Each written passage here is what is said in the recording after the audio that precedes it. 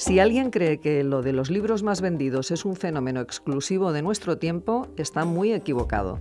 François de Fenelon consiguió, sin siquiera proponérselo, que su libro Las aventuras de Telémaco, publicado en 1699, fuese uno de los éxitos literarios de los 2 siglos siguientes. Para hablarnos de esta obra y de su autor, contamos con José María Iñurritegui, que es profesor de Historia Moderna en la UNED.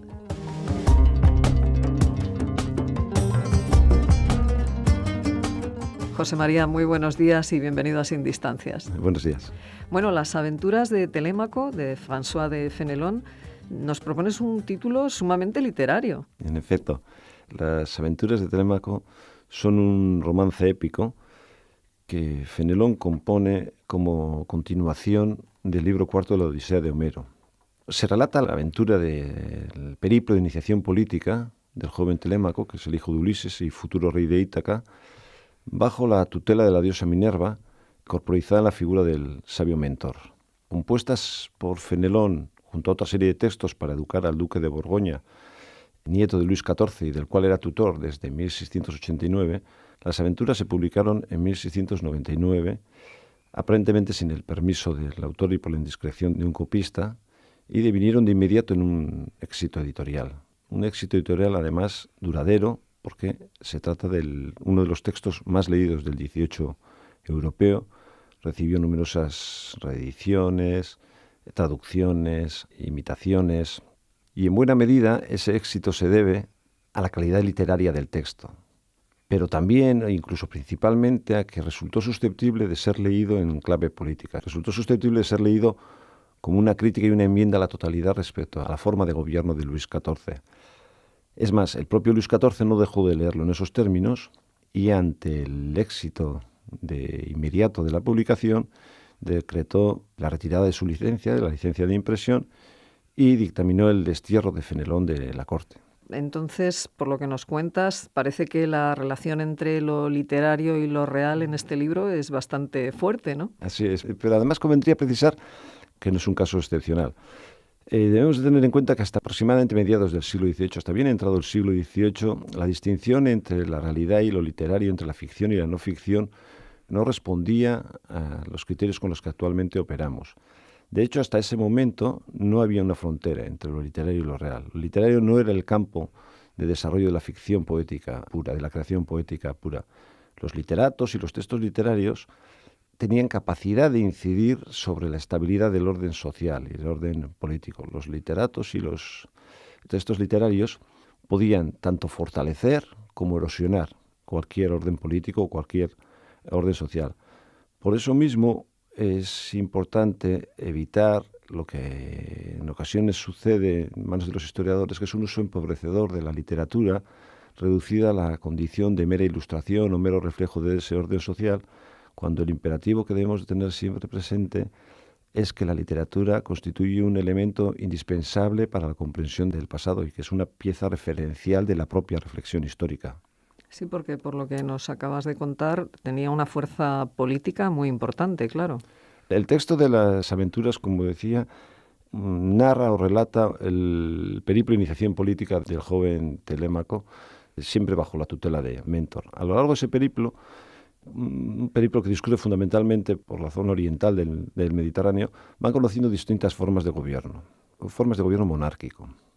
Algunas son degradadas y despóticas, corrompidas por el lujo, por la guerra, como pueden ser la de Pigmalión o la de Idomeneo en Salente. Otras, por el contrario, son formas virtuosas de gobierno, incluso excelentes, apegadas al bien común, apegadas a la ley y despojadas de cualquier velidad de conquista, como Sesostris en Egipto, Minos en Creta o Baleazar en Tiro. Del contraste entre unas y otras, Mentor filtra una de las enseñanzas fundamentales a Telémaco. Por un lado, que el despotismo y el lujo son las dos causas esenciales por las que las entidades políticas decaen y se arruinan. Y en segundo lugar, una cierta disposición jerárquica entre ambas, porque mientras que el despotismo se entendía que solo conllevaba la corrupción del monarca, el lujo se afirmaba como degradador del conjunto de la nación. En ese sentido, el planteamiento del propio contraste no resultaba especialmente complaciente con el tipo de política mercantilista inspirada por Colbert del reinado de Luis XIV o con la propia política expansiva territorial que Luis XIV venía desarrollando a finales del siglo XVII. Con lo cual, claro, es lógico que el propio rey lo tomase como una crítica hacia su gobierno. Sí, era posible desde luego leerlo en esos términos, no solo fue leído, sino que parece evidente que se podía leer con cierta autoridad en esos términos. Porque las aventuras de Telémaco tienen, por así decirlo, una posibilidad de lectura tripartita. Hay 3 imágenes que articulan el conjunto del relato. La primera es la imagen de la Bética. La Bética es un territorio que no visitan Telémaco y Mentor, sino que en Adoán, el capitán del navío fenicio en el que abandona la isla de Calipso, les relata haber conocido una forma de sociabilidad propia de la Edad de Oro. A orillas del Guadalquivir, les comenta Adoán, en una tierra fértil, de clima cálido, sus moradores, que son libres, iguales, que renuncian a cualquier forma de comercio y de navegación para evitar la corrupción de las costumbres, desplegaban una vida frugal basada en la agricultura y en la ganadería, ajena al lujo, al dinero, y para la cual no eran necesarias ni instituciones políticas, ni instituciones jurídicas, ni propiedad privada, ni rangos. Después de oír el relato de Adoán, Telémaco y Mentor llegan a Salente, que es la ciudad fundada por Idomeneo. Frente a la Bética, ajena al lujo, y como antítesis de la misma, Salente se presenta ante Telémaco y Mentor como reino del mal gobierno, de las pasiones, de los intereses, del lujo,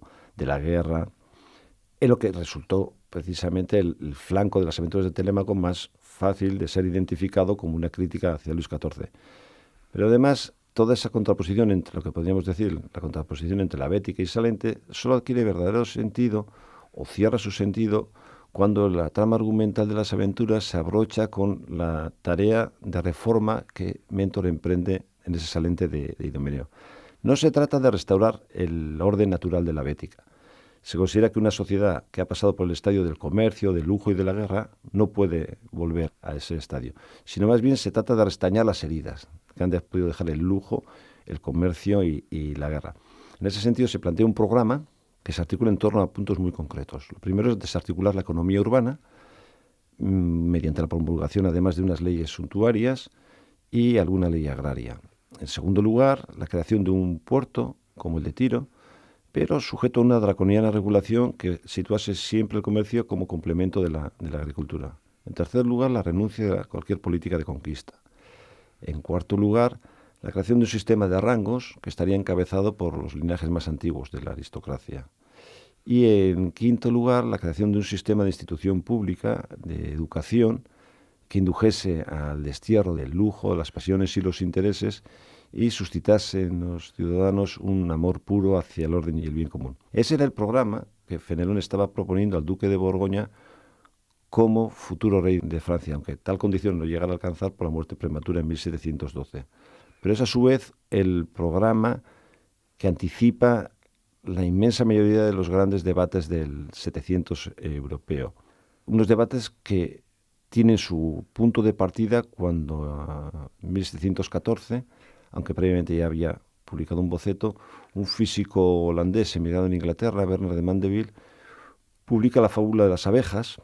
Que era como una contestación a esta obra de Fenelón. Era el planteamiento más opuesto que se podía realizar a la obra de Fenelón, porque frente a ese fundamento de la virtud feneloniano, Mandeville plantea la historia de un panal que pierde su autonomía política y su prosperidad económica cuando las abejas que habían vivido siempre instaladas en la pasión y en el interés propio se convierten en virtuosas. O sea que una parte muy importante probablemente del éxito de la obra de Fenelón es porque dio lugar al debate de las ideas y al debate político. En distintos frentes. Por uno dio sobre las propias formas políticas. Era un tipo de gobierno monárquico que incluso ha llegado a ser catalogado como una república monárquica por el apego al bien común, el sometimiento a la justicia, y en segundo lugar porque indujo el gran debate de la filosofía moral del 18 que estaba anudado pues, por el concepto precisamente del lujo. ¿Y qué reflejo tiene ese debate que hubo en el 700 en la actualidad? ¿Qué obras de referencia podrías recomendarnos? La mejor forma de acercarse a las aventuras de Telémaco es de la mano del propio Fenelón.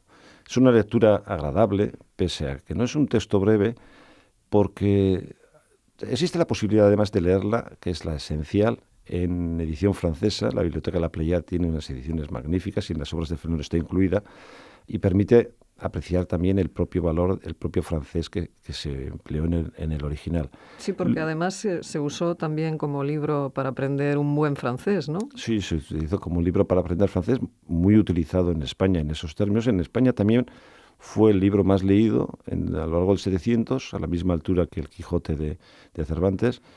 También dio pie a cierto debate sobre el lujo, tuvo participación en los debates sobre los orígenes de la monarquía, de si la bética había o no existido, y tuvo un tercer frente de desarrollo, al menos notable, por el propio francés.